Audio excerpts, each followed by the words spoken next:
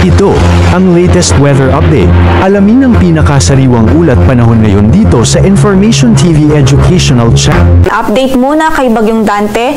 Huling nakita yan sa layong 880 kilometers silangan huyan ng extreme northern Luzon at taglay pa rin ang lakas ng hangin umaabot sa 55 kilometers per hour near the center at pagbugso ng hangin na umaabot sa 70 kilometers per hour.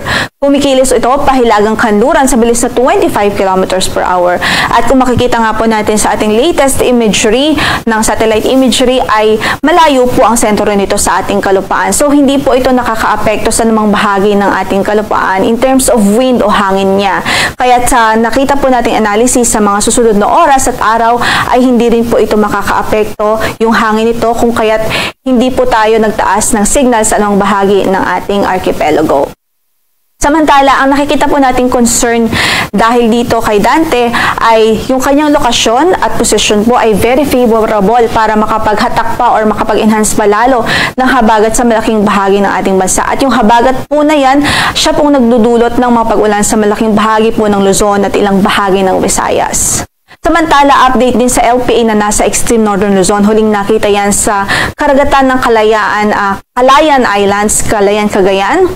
At sa nakikita po nating analysis ngayon, mataas na rin ang tsansang mabuo ito bilang isang bagyo in the next 24 hours. At kung maging bagyo po ito ay papangalanan po natin itong si Bagyong Emong. At by the time na kung ito po ay maging bagyo, ay agad-agad po tayong magtataas din ng signal sa ilang bahagi ng Northern Luzon dahil sa proximity nito o dahil malapit nga din po ito sa ating kalupaan. So nakikita po natin sa ating analysis, posible po na galing dito sa Balintang Channel ay bababa po ito dito sa may karagatan ng Ilocos Region and then eventually po ay babalik po ito pahilagang silangan. Kaya mag-antabay po tayo sa magiging updates ng Pag-asa dahil crucial po ito at bukod sa signal, posible tayong magtaas ng signal sa ilang bahagi ng Northern Luzon ay maghahatak pa rin ito ng habagat o southwest monsoon. Samantala, meron pang LPA o another low pressure area sa labas ng ating area of responsibility. Huling nakita yan sa layong 2,525 kilometers silangan ng Eastern Visayas. Pero sa kasalukuyan, as you can see po, napakalayo po nito. So, nasa labas pa po yan ng PAR.